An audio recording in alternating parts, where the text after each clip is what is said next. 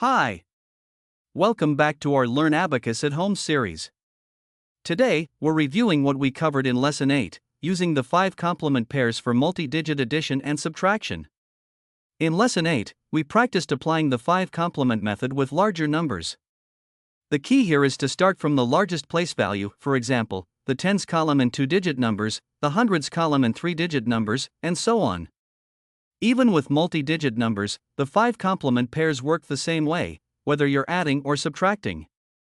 Just be sure to apply the complements in the correct place column as you go. For this review, we'll be using Workbook 5, which you can download from my Abacus tutorial website. If you haven't downloaded it yet, please do so now, the link is in the description below. Workbook 5 includes a total of 90 problems, giving you plenty of practice with addition and subtraction using multi-digit numbers. In this video, I'll go through 10 problems from Workbook 5, demonstrating step-by-step how we solve them on the Abacus. You'll get a close look at how we use our fingers to work through each problem. So, let's get started.